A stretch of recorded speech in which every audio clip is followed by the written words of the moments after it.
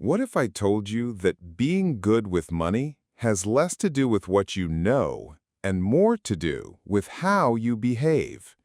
We're often taught that finance is a hard science, a world of spreadsheets, data, and complex formulas. So why do we see brilliant, highly educated people go broke, while ordinary individuals with no formal training can build incredible fortunes? In his modern classic, The Psychology of Money, author Morgan Housel argues that the answer lies not in intelligence, but in emotion, behavior, and the stories we tell ourselves about wealth, greed, and happiness. This isn't a book about what to do with your money. It's about what happens in your head when you try to do it. In this video, we'll guide you through a detailed, chapter-by-chapter summary of Housel's most powerful and counterintuitive lessons. So, if you're ready to understand the hidden forces that truly drive our financial decisions and learn how to master your own behavior to build lasting wealth, then stick around. Our exploration into the psychology of money begins now. Introduction: The Greatest Show on Earth. The book's central premise is that financial success has little to do with intelligence and much more to do with behavior. To illustrate this, Housel contrasts two real-life stories. Ronald Reed, a humble janitor and gas station attendant who through patient saving and investing in blue-chip stocks for decades, secretly amassed an $8 million fortune. Richard Foscone, a Harvard-educated Merrill Lynch executive who, despite his impressive credentials, went bankrupt after taking on massive debt to fund a lavish lifestyle. The fact that a janitor could outperform a financial executive shows that financial success is not a hard science, but a soft skill. Housel calls this the psychology of money, where how you behave is more important than what you know. He argues that many of our struggles with money come from the fact that we are all new to the modern financial system. Concepts we take for granted, like retirement accounts, the 401k was created in 1978, widespread student loans, and index funds are all relatively recent inventions. We are not crazy. We are all just newbies trying to navigate a complex world with brains that are not always wired for optimal financial decisions. Chapter 1. No one's crazy. The core idea of this chapter is that our personal experiences with money shape our financial beliefs more profoundly than any amount of data or second-hand advice. As Housel writes, your personal experiences with money make up maybe 0.0000001% of what's happened in the world, but maybe 80% of how you think the world works. This explains why people have wildly different views on finance. Someone who grew up during high inflation will treat bonds differently than someone who grew up with stable prices. A person born in 1970 who saw the stock market increase tenfold in their youth has a fundamentally different view of stocks than someone born in 1950 who experienced a stagnant market during their formative years. Housel uses the example of lottery tickets to show how a decision that seems crazy to an outsider can make perfect sense to the person making it. Low-income households spend significantly more on lottery tickets, which seems illogical. But from their perspective, it might be the only time they feel they have a tangible chance, however small, of attaining the financial security that higher-income individuals take for granted. The key takeaway is that no one is crazy.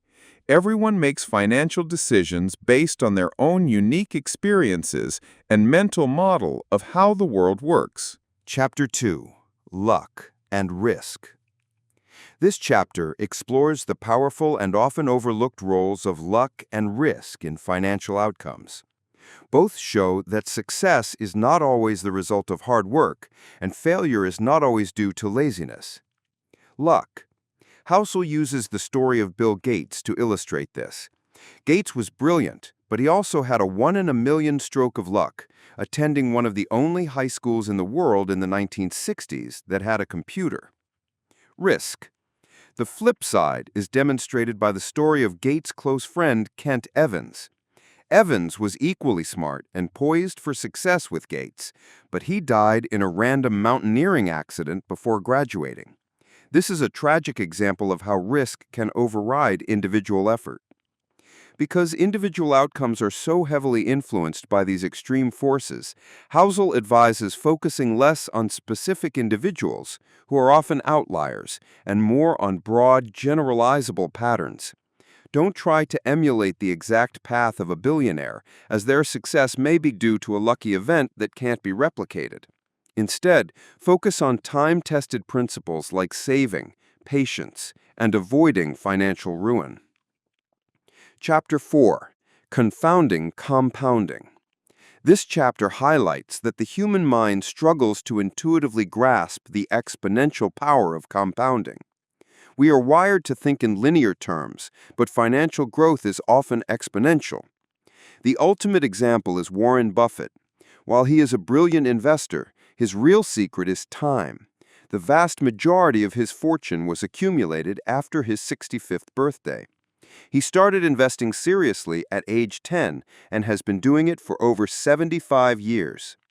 The lesson is that good investing is not about getting the absolute highest returns, because those often involve taking unsustainable risks.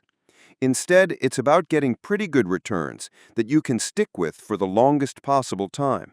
That is when compounding works its magic and generates truly astounding wealth. Chapter 5.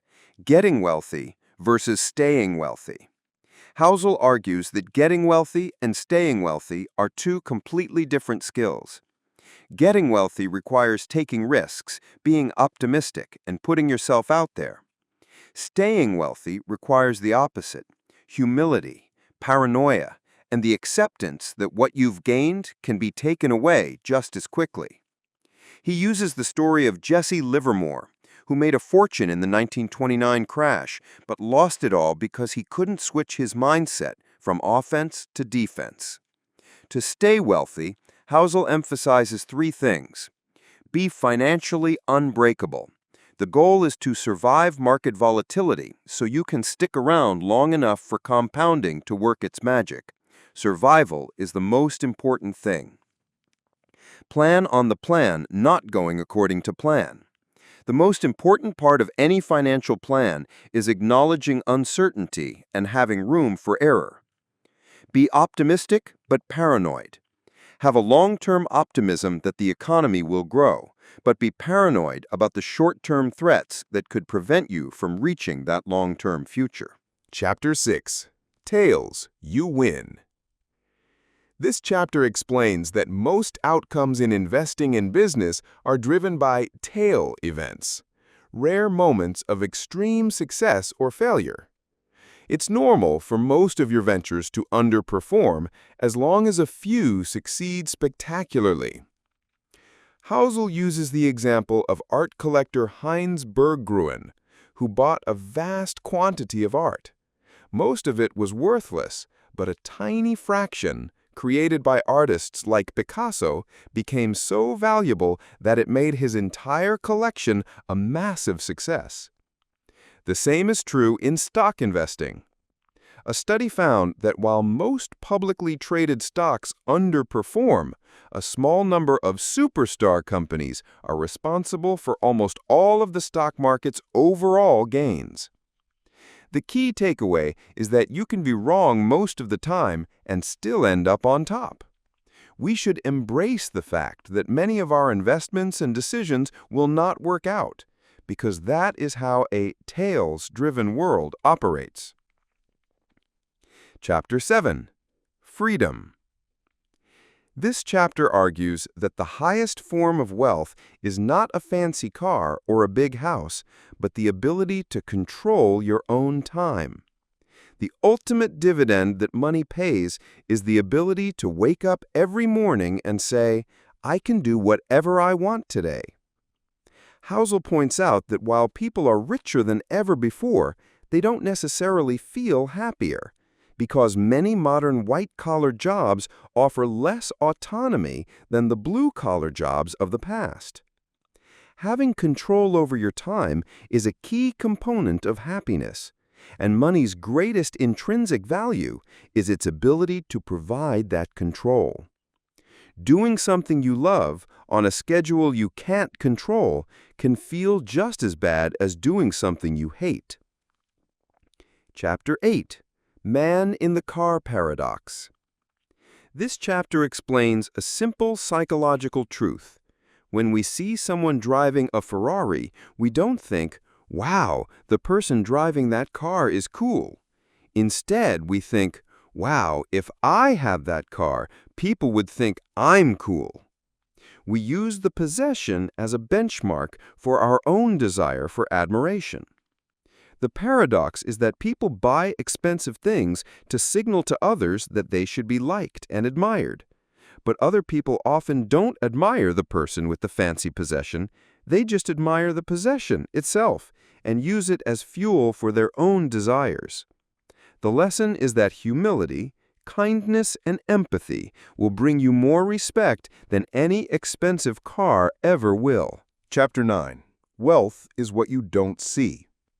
Housel draws a critical distinction between being rich and being wealthy. Rich refers to a person's current income. A person who earns a lot of money and spends it on expensive cars and houses is rich. This is visible. Wealth is what is hidden. It is the income that is not spent. Wealth is the financial assets in your portfolio, the stocks, bonds, and real estate that you haven't turned into visible stuff. Wealth is what you don't see. It's the car not purchased, the watch not bought. Wealth is the financial assets that have not yet been converted into the stuff you see. Wealth provides options, flexibility, and the ability to control your time.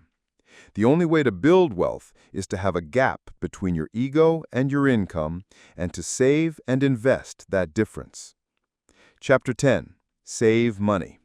This chapter argues that building wealth has less to do with your income or investment returns and everything to do with your savings rate.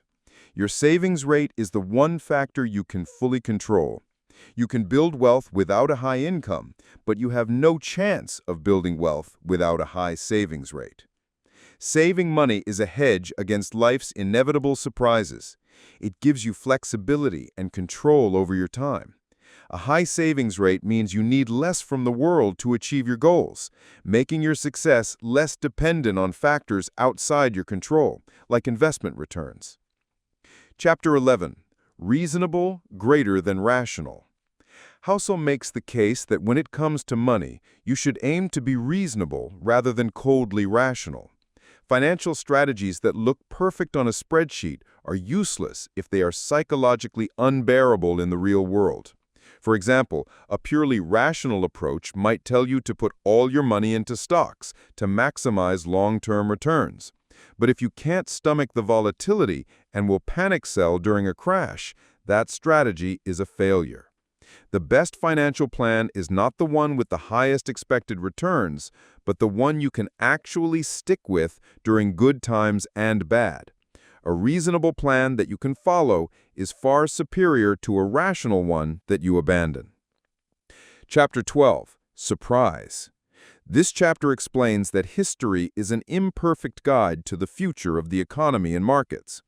The most important economic events of the future, the surprises, are things that history cannot prepare us for because they are unprecedented. Investors often make the mistake of using past data to predict what will happen next. They prepare for the last crisis, but the next crisis will be different. Events like the 9/11 attacks and the 2020 COVID-19 pandemic show that the most consequential events are tail events that no one could have foreseen. The main lesson from surprises is to recognize that we are poor forecasters of the future. Chapter 13. Room for error. The most effective way to navigate a world full of surprises is to have a margin of safety, or room for error. This is the single most important concept in investing. You don't need to predict the future. You just need to ensure you are financially unbreakable when the future doesn't go according to plan. You can build room for error by maintaining a high savings rate, maintaining your investment portfolio flexible, avoiding single points of failure, like relying on a single paycheck to fund your short-term spending needs. This isn't being conservative. It's acknowledging that the world is uncertain and that you need a buffer to survive and thrive. Chapter 14. You'll change. This chapter explores the end of history illusion, a psychological phenomenon where we recognize that we have changed a lot in the past, but believe that our future selves will be very similar to our present selves. This has major implications for long-term financial planning. The goals you set for yourself at age 20 may be completely different from what your 40-year-old self wants. Therefore, it is crucial to avoid extreme financial plans.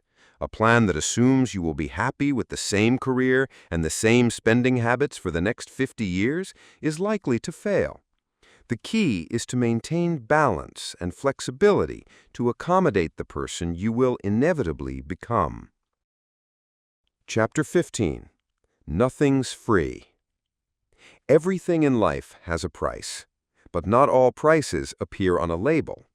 The price of successful investing is not paid in dollars and cents. It is paid in fear, doubt, uncertainty, and regret.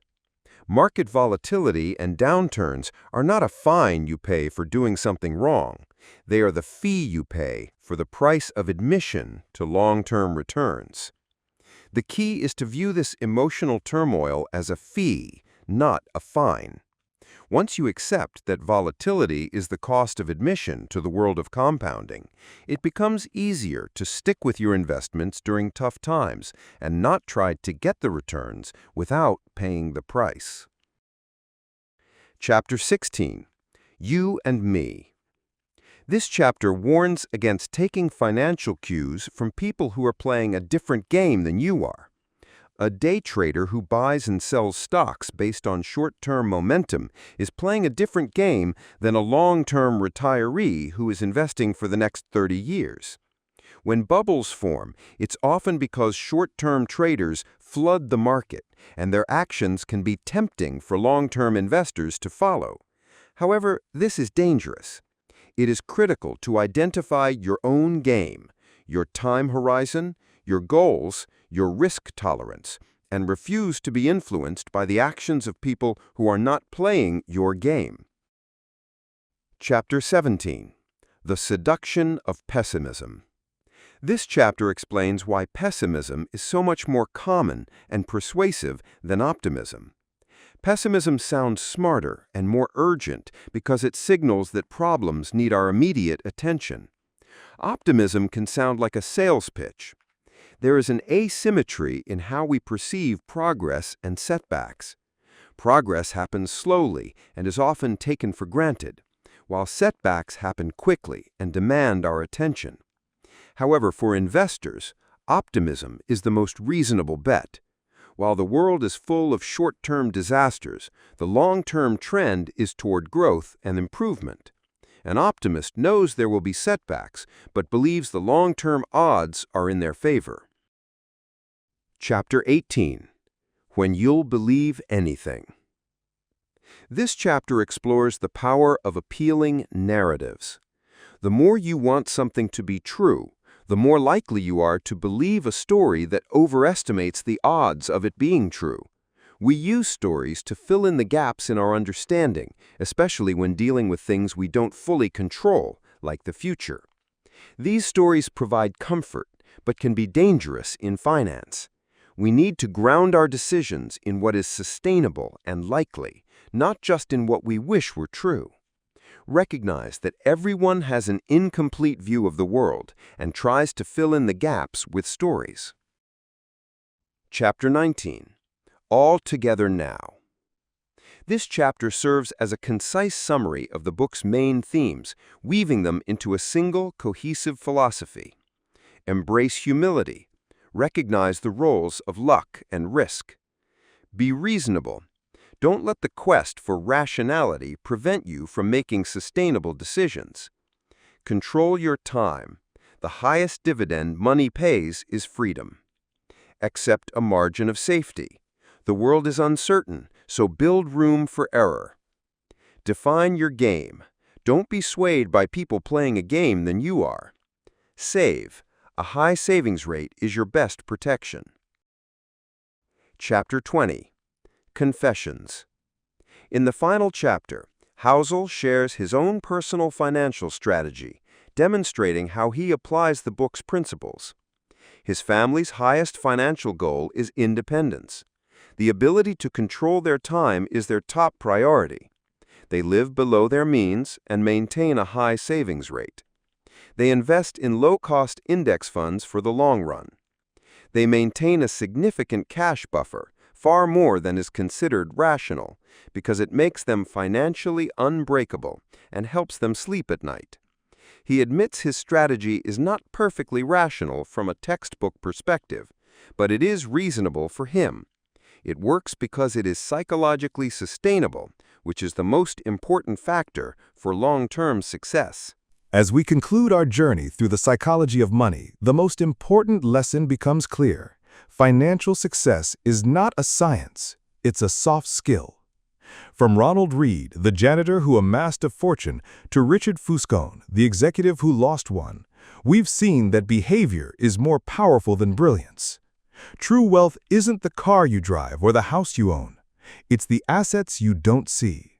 It's the freedom to control your own time. Morgan Housel teaches us that the best financial plan is not the most rational one on paper, but the one that is reasonable enough for you to stick with through market booms and busts. It's about surviving the downturns, having room for error, and letting the incredible power of compounding work for you over a lifetime. Ultimately, your financial journey is deeply personal. It's shaped by your unique experiences, and it should be guided by your own goals. Thank you for joining us on this deep dive. If these timeless lessons resonated with you, please give this video a like and subscribe for more summaries that can help you build a better life. And now, we'd love to hear from you. What was the most surprising or impactful lesson you learned from the psychology of money? Share your thoughts in the comments below. Until next time, be wealthy, be happy, and be reasonable.